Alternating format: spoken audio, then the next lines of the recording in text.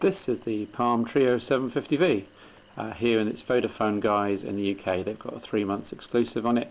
I know that Palm have been doing Windows Mobile 5 based Treos in America for a year or so, but this is the first time I've seen one in Europe.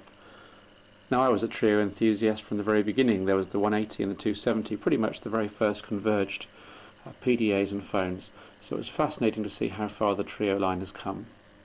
The move to bring Windows Mobile 5 to Palm Treos is a good one in my opinion. Palm OS itself, despite being fairly good for standalone PDAs, Palm OS 5 had become patched to the hilt and rather flaky when pushed to the limit, and for a modern next generation 3G smartphone with real-time radio and communications, Palm OS 5 just did not cut it. Windows Mobile 5, like Symbian OS, has been designed more or less from the ground up to handle these sort of stresses and strains. So the timing's about right, really. Having been available in the US form as a 700W for about a year, Windows Mobile 5 and Palm guys is now very, very stable, and most of the rough edges have been knocked off, although I did notice a few idiosyncrasies. But as is traditional with smartphone show reviews, let's start with the hardware. On top is the traditional silencing button. Slide it to one side, it vibrates to confirm, and then you're then on full silent mode. Flick it, you're then on full audio mode again. It's just so much easier than going through software profiles. A real killer Treo feature. On the left hand side you've got up and down volume control buttons and a button that is configurable. You press and hold it to activate the program of your choice. By default it's Windows Media Player. On the bottom there's a 2.5mm 4-way stereo headset for doing hands-free voice calls as well. There's the now familiar Palm, Treo and Tungsten TX USB port and charging port. And then on the right hand side there's a very nicely recessed mini SD cover which tucks away flush, and an infrared port. So the hardware's nicely designed, it's nicely built as well. It feels reassuring in the hand, and I loved the rubberized coating on the back and the high build quality throughout. You can just see the stylus there, by the way, in its silo, and if I get that out you'll see that that's of high quality as well. And surprisingly long, extends the whole length of the device. You can also see the 1.3 megapixel camera with a tiny lens, which does rather limit the quality of the photos it can produce. Seen here zooming into one of my test photos.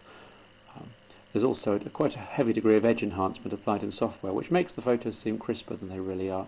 But it's fine for fun use, and I shouldn't complain too much. And so to the interface. Now, it's standard Windows Mobile 5, which you've seen in other devices, but Palm have done more than any other licensee to try and customize the device so that you really can use it one-handed. As an example, here on today's screen, there's a bar here where you can just start typing in a contact, and instantly it quick matches in your contacts, and then one press of the navigator and you're calling that person. Very, very quick, no need to switch to the main contacts application. You can have picture speed dials, so pictures of your nearest and dearest, and just tap on the face you want and you're calling that number. Also very easy to use via the D-pad here. And then the standard Windows Mobile 5, unread messages, text messages, appointments and so on. And you can also put in MSN search, a quick shortcut to searching within the MSN search engine, bringing up Pocket Internet Explorer as you might expect. Elsewhere there are plenty of examples of Palm's work. Not that I've got many messages bits queued up on this particular device as it's a review unit, but within Inbox, text messages appear in threaded mode so that you can see a complete reply sequence from yourself to the other party without getting involved in intertwining messages from other people. Very, very neat.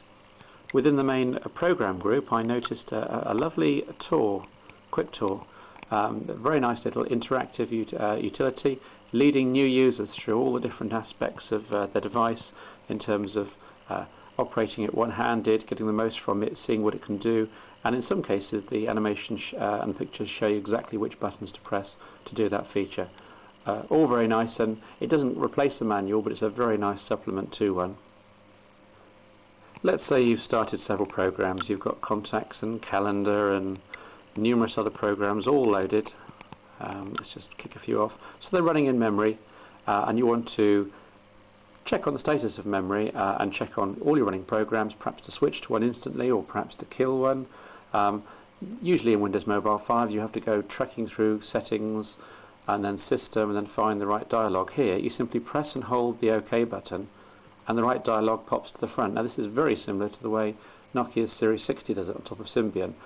This is not quite as flexible. You have to use your stylus or finger to highlight the appropriate program, and you can certainly scroll up and down, but there's no way of actually switching to a particular program using the keyboard. You have to tap on the screen itself and use this activate icon to switch to the appropriate program, which is a tiny bit kludgy, but pressing and holding the OK button is certainly a good step forward in terms of a task management shortcut. You can see here viewing some media in Windows Media Player. You can bring it up full screen as you'd expect,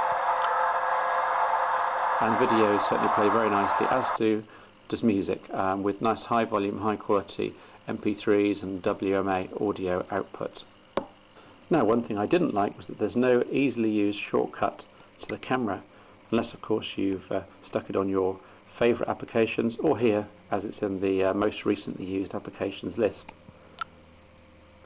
One idiosyncrasy of the camera, rather annoying, is that quite often it doesn't take the photo on the first press.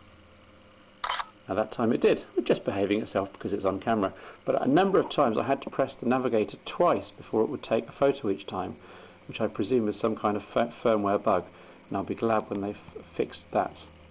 All in all though, it's hard to dispute the fact that the Treo is one of the kings of smartphones, especially as you've got the full Windows Mobile 5 Pocket PC package, including Excel Mobile, PowerPoint and Word Mobile, all in this fairly tiny smartphone. I say tiny because it's still large as phones go. Here it is next to the pretty chunky Sony Ericsson P919. It's very comparable in terms of thickness and planned size. But compared to the Pocket PCs of yesteryear, to have the full functionality with a QWERTY keyboard and full 3G telecommunications hardware in that sort of rounded, sleek form factor, I think is pretty impressive. Let's look briefly at the keyboard and about text input, because that is one of the core features of the device. Here I'm opening up a document that I typed in earlier on the Treo 750V's keyboard. If I use function key and down on the navigator, I get to the end of document. Now if I type in some long words, let's see what happens. Territory, T-E-R, and already it spotted territory as the most likely word. If I highlight it with the D-pad, territory is in there. That saved me a bit of typing. Let's try refrigerator, R-E-F-R-I, there we are, refrigerator.